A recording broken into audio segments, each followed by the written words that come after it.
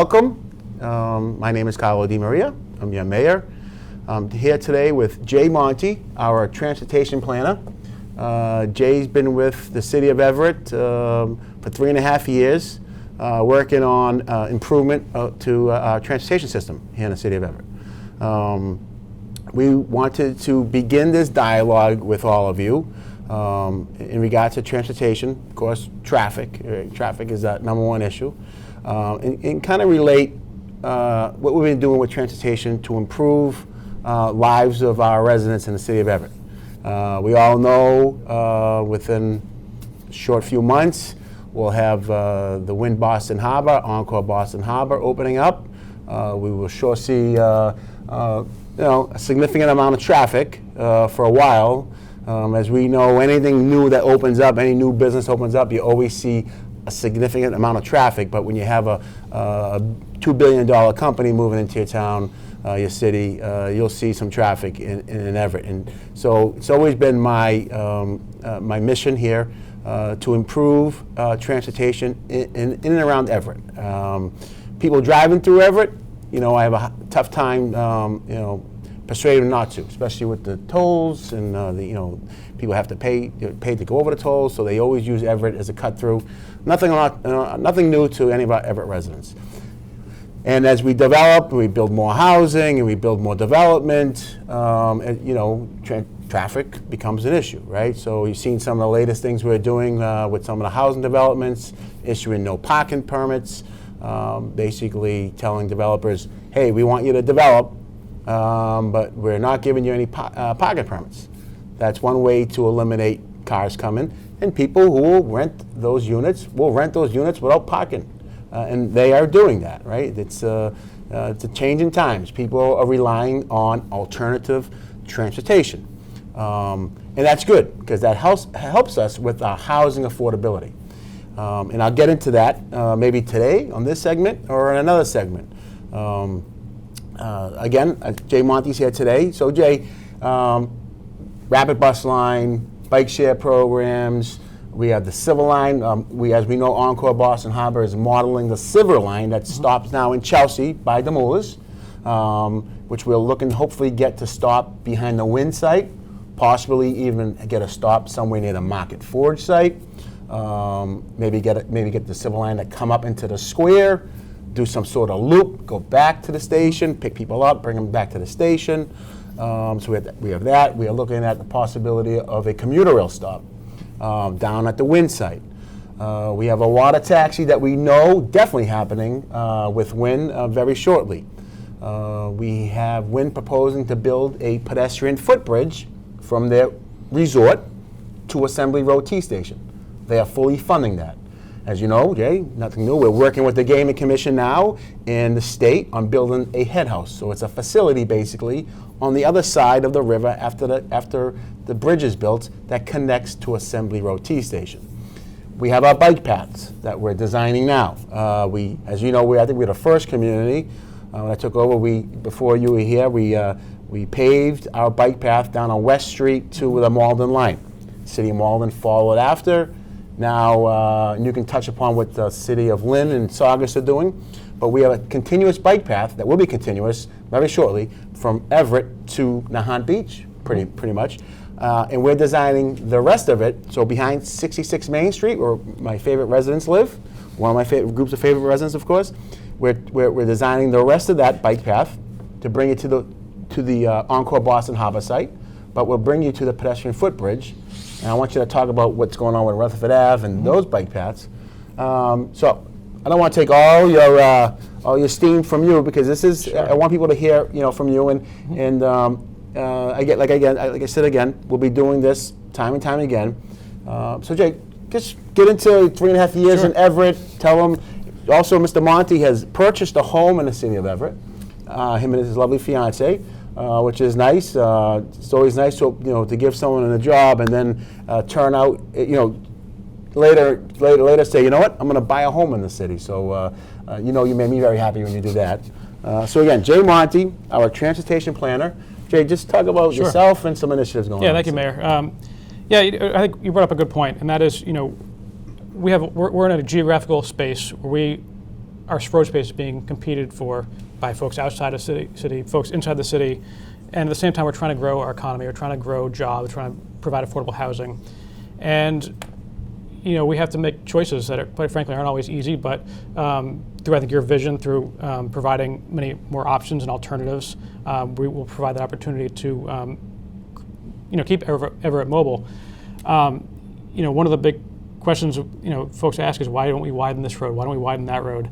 And we've done a lot of studies, obviously, the Everett Transit Action Plan. We've done the Everett Plan, Transit Action Plan. Transit Action Plan. You can get that online, too, the Sure. Everett Transit That's right. Action Plan.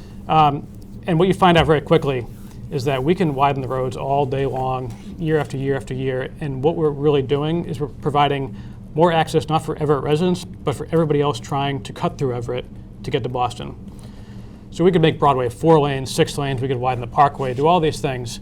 It actually has no benefit to our residents here in Everett, because those folks from Peabody and Saugus and up the North Shore are the ones that are going to fill that space before our residents even have a chance to get to their jobs sooner or faster.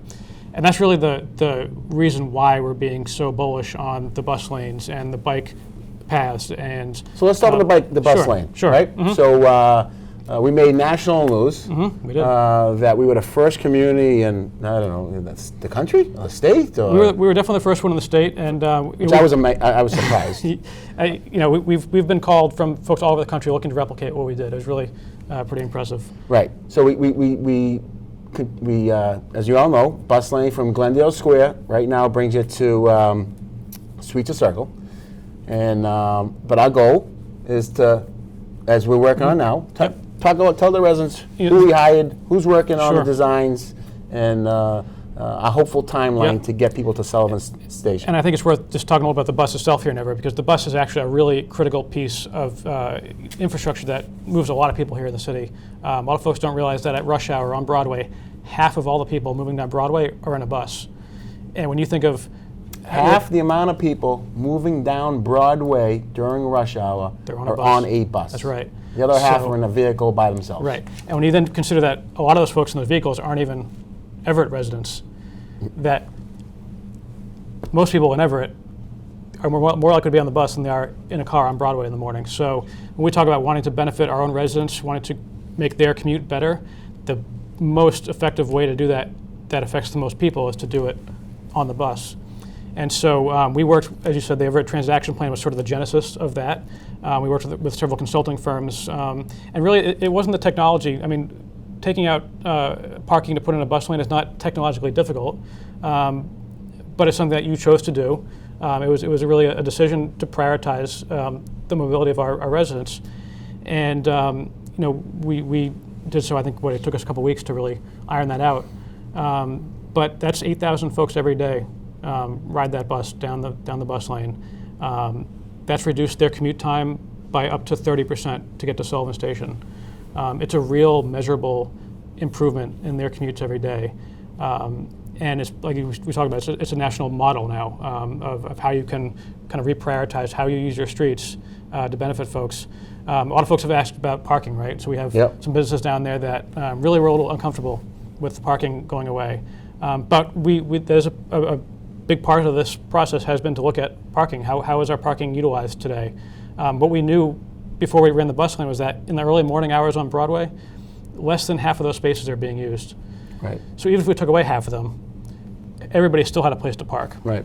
And so in essence, they park on the other side. Right, they park on the other side, Right. And it really hasn't been a problem. I don't think we've gotten many complaints. No, at first we got some Facebook posts and we got some complaints from local businesses and so forth, but it's been quiet since. Yeah, and certainly as we move forward, if we are to expand these bus lanes elsewhere, parking is absolutely a critical part of that planning process. We're designing it now.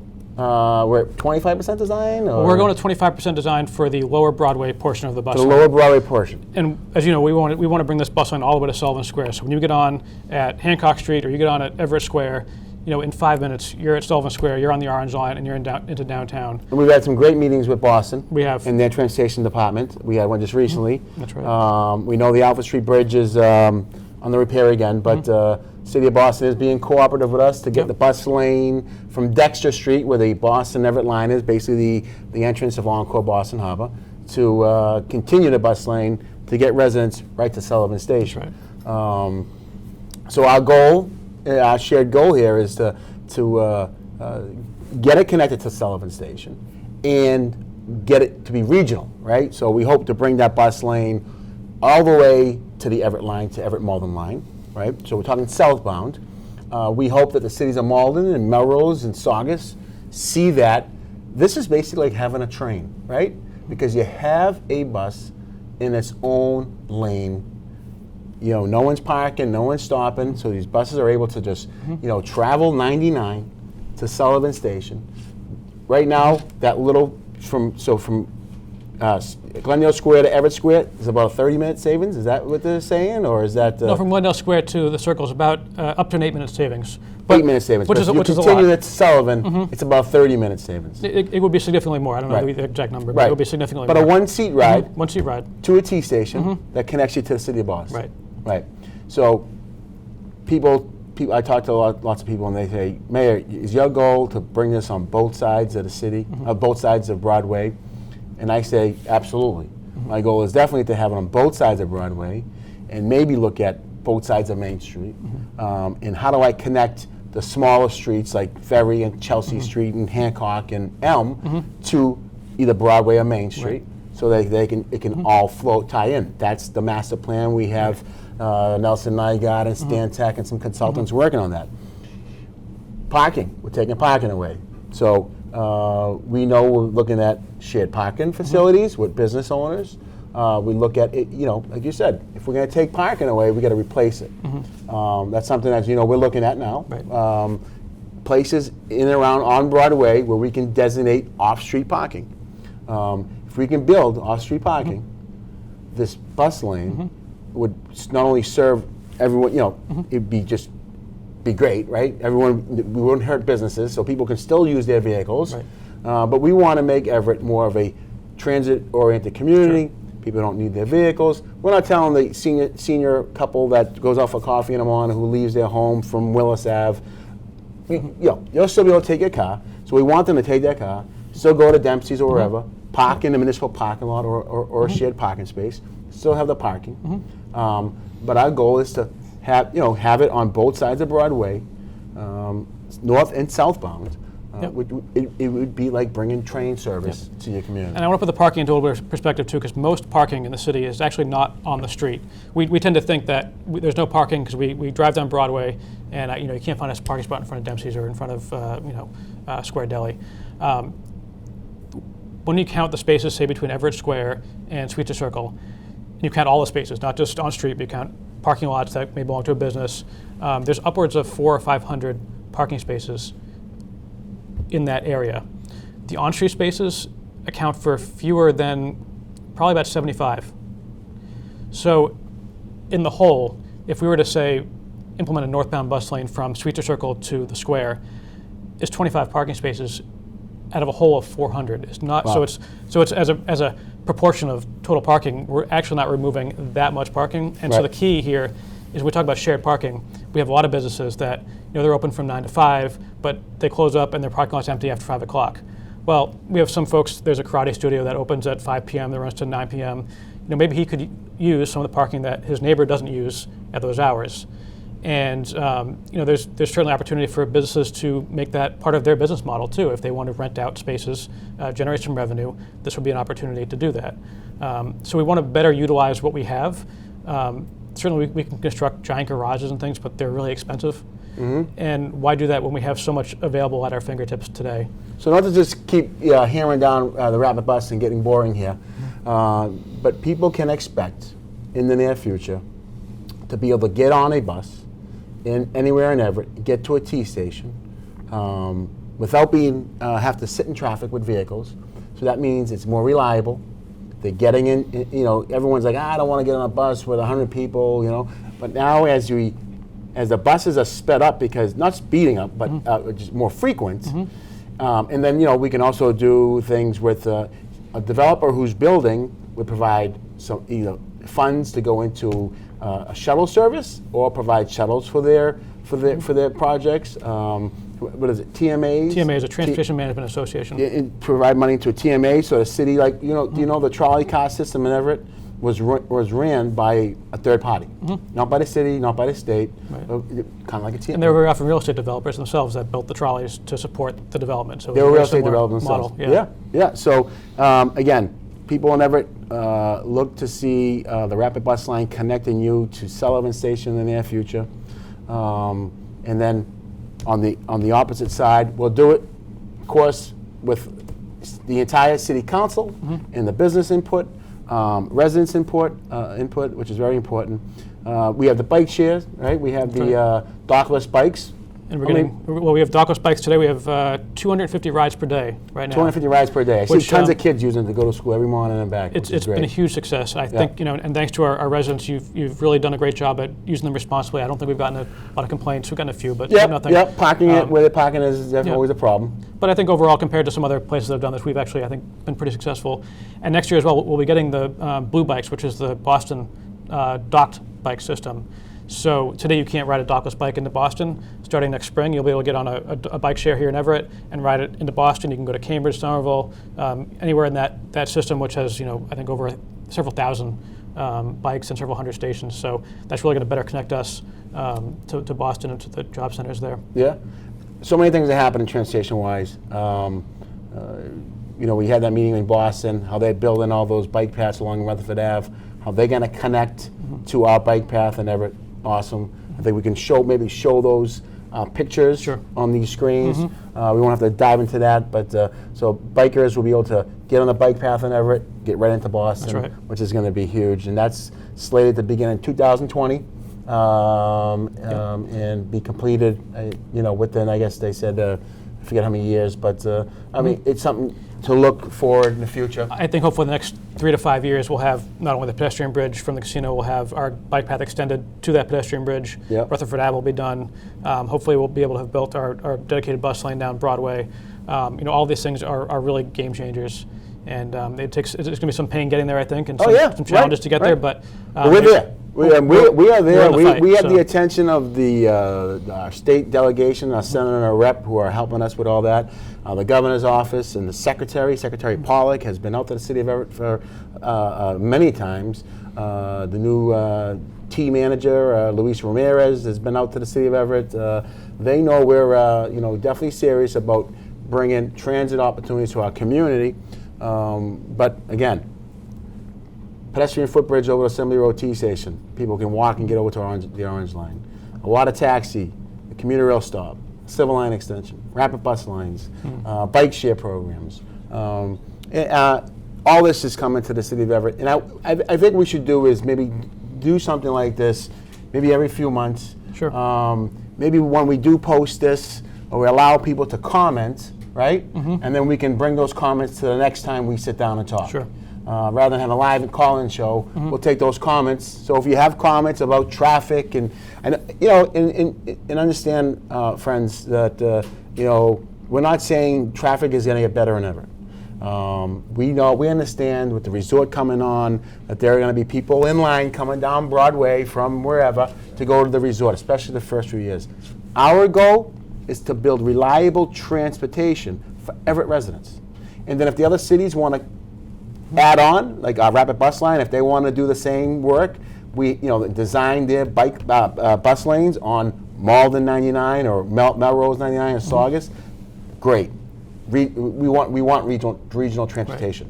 But bringing an Orange Line spur into the City of Everett, billions of dollars. No need. I think there's projects like that we keep in our back pocket for the long term, but like you said, it's too far off, and we need to provide some relief today and in the next 5 years. And it may become a day where the Orange Line is the right decision, but that day is probably a long ways off, and we can do a lot before we get there. So we can hopefully make our residents' lives a lot better in a couple of years as opposed to a couple of decades. We used to have an Orange Line station in Everett, where the T facility is now. But we hope that T facility becomes, who knows, another, more hotels, more hotel rooms, and that whole area is definitely transforming our community. But that, everyone talks about the $30+ million, or maybe close to $40 million we'll be taking in a year from the Encore Boston Harbor. And people need to realize that we will be using good portion of that to build the transportation infrastructure in our community. So what that means, and why transportation is so key. Everyone talks about affordable housing. And I'm going to touch on affordable housing. I know it's not your thing here, but as a planner, it's all together. It's all together. It works together. Supply of apartments in Everett is minimal. Once it goes on, the 2 bedrooms are going for $2,500. Right. It's mind-boggling to me. The demand is so high, right? People are working in Boston. People, we have great parks, great schools, a safe community. We have a great big employer. And we have so many other, and then you have Boston, which is our next door neighbor. So people want to live in Everett. And the thing is, there's not enough housing for them, right? So they're getting pushed out of the city. We do have an issue with people who are living together, right? Overcrowding properties, which is something that we are working diligently with families, educating them on the on those issues and how detrimental they can be. But providing more homes, more units of housing, but without parking, right? That everyone's like, "You're crazy, Mayor." If they said that to me when I said that I was going to bring the resort to the city of Everett, I was labeled a little crazy then. But I bought into it, right? I mean, because so many people today use Uber, Lyft. They'll use a bus service that's very reliable. And I think an interesting statistic to throw out there is that even today, fewer than 2/3 of Everett residents own a car. So fewer than 2/3 of Everett residents own a car. So we always talk about how could somebody possibly live without a car. Well, a lot of folks do it today. Yeah. And the more convenient we make it, the better we make it, the more folks are willing to do that. And even, it doesn't have to be without a car altogether. It's the difference between a 2-car household and a 1-car household. It makes a huge difference. Right. And so if even one member of the household can reliably commute to work by you want to go food shopping on a Sure. weekend somewhere, you don't, right, exactly, go ahead. Right. So, as we think about our parking ratios and our new development, and certainly, we can require 2 cars per apartment because that's what the zoning calls for. But folks need to remember too that every parking space that is filled with a car is another car on our streets. Every parking space that's filled with a car is another car on the streets. That's right. That's what people need to realize. Every parking space that's created is another car on the streets, Right. and we're trying to limit those Right. cars on the streets. Right. So and also, not even that, every time they put a parking space in, what do? They hot top it. Right. Right. So, you want to put you're building this building. I put in that 2 spaces per unit. You have this massive parking lot that half the time is empty. Yep. Right. And all that water is just Floods our city. getting displaced, causing us all kinds of stormwater, environmental issues. Yep. Um, And it drives up the cost of our housing. We want to talk about keeping housing Cost to affordable. build it, yeah. If we were to build a parking garage, build a parking garage, how much do you think an individual space in that garage costs? I think it's like $40,000 a spot. It's at least anywhere from $40,000 to $100,000 per spot. Isn't that crazy? So it's a huge amount of money. Yeah. And so Or taking all that land, Right. if you're building it in the backyard somewhere, and creating all that non-permeable surface, right? Right. Hot top. Instead, let them put grass, Right. landscaping, green, place for your kids to play and right. walk your dog, all that stuff. Yeah. So I mean, I just wanted. I'm glad we're doing this. I'm glad you joined me today. Again, I want to wrap this up because I want to kind of make them tight so that you can watch this, because we're going to put it on our Facebook page. We're going to put it on YouTube. We're going to have it as a PSA in our ECTV. And we'll take comments on ECTV. I'm sure people email us. So our next time, if they want us to elaborate more on the rapid bus lane, the civil line stops, how that looks, and we can do some maps, Yep. or the bike sharing program, the water got a lot to taxi, talk about. the pedestrian footbridge. We have a lot of irons in the fire, but we have plans and ways to implement it. It's not just a planning document on the shelf, right? We want to implement those changes, and I think people again are happy with the rapid bus lane. That's going to be extended. So great stuff. Anything you want to say as we wrap this up? No, I think like I said, there's just a lot going on. Some of it we can do tomorrow. Some of it's going to be a few years. We can't fix it all in one day, but we're going to work every day to move these things forward and so much promise, right? So much promise. Think about a civil line that's at the Moolahs right now. We have a huge housing development. You have the gentleman who built the backyard, right? behind the backyard, you'll have community rail stop, civil line extension, the ability to walk to Assembly Row. Right. You know, but where the Pioneer is now, the Envision Hotel, with the other development on the Wood Waste of Boston site, which is Wood Waste of Boston was it was a terrible when they had those piles. Everyone forgets these piles, and I don't think you were here. I went through a lot to get those removed, to clean that site up. Now to get that out of there and put some retail and some housing, but right next to a civil line stop, which people won't need a vehicle. You know, and today you can rent a car on the weekends. You have those Planet Trans, or whatever. You can just zip cars if you need a car. You know, I'm from the old school. You know, you own a car. You know what I mean. But you know, I've used Uber with my wife. My wife has it. I actually have it downloaded on my phone. I still haven't used it myself, but my kids use it. And you know, of course, my parents aren't going to use it. They're not you know, savvy with the iPhones, and you know. But as the younger generation gets older, right? They'll be using those. Because I'm going to be old someday, and well, I am now. And I think the point we're making here too is that, you know, if you're somebody who today really needs to drive, and that's just what you got to do, we're not going to tell you you can't do it. We're not going to make your life miserable.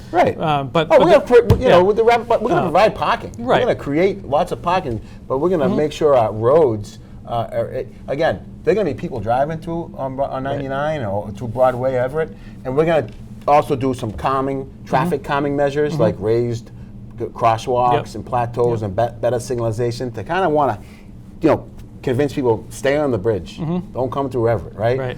That's another thing we can talk about next time. What our plans for that, because pedestrian safety is huge. Absolutely. Love those new crosswalks we have that are signalized. I do love the raised crosswalks. We have a good one on Rich Street. I know we're trying to put a few more in. I'd love to get one on Linden Street, by Warren. Got a really nice one on Jefferson Street. You want on Jefferson Street, right by this Jefferson Ave, by the school. But that's my goal, is to get a lot of those raised tables, which when you drive over, you know, you really feel like you're over something for a while and then drive back down. I think the one down on Bell Rock Street isn't so good. That was done by the state. That was done by the state. The design didn't quite pan out there. Yeah, we got to get back with that one. And we're working on that bike lane there, the signalization for the bike lane. We're working on that. And Neighborways too has been a new partner in this. So on Neighborways? Neighborways, so on Prescott Street. Yes. Yep. So this is an idea. You know, obviously all these projects, they cost money and they take a lot of resources, but we'd love to engage the community, I think. Absolutely. And help folks, you know, do this themselves many times, right? So if we can facilitate, in the case of Neighborways, there was a small staff that came and met with the community. They decided what they wanted to do with their street. They came out with paintbrushes and paint rollers, and they painted the crosswalks. We're gonna have some trees next year. So really, I think to help folks, you know, initiate this stuff a little bit on their own with our support, obviously, goes a long way too, and it gets a lot more done in a lot less time as well. So. Well, I want to thank everybody for paying attention. Oh, wait, we don't pay attention. That's not the word what I want to use. For participating with us, watching us on this episode here. However you see it, if you see it on ECTV or on Facebook or wherever, however we put it out there for you, please comment back to us if you can. Great comments are always nice, but questions are even better. But we will be back here and doing this, I think, in maybe 30 days after we get it going and build up a bunch of questions. And we're going to continue on do an update on transportation. And we're going to bring into housing and affordable housing and all the other great things that we're working on. So again, from me, thank you very much. Mr. Monty. Thank you. Thank you.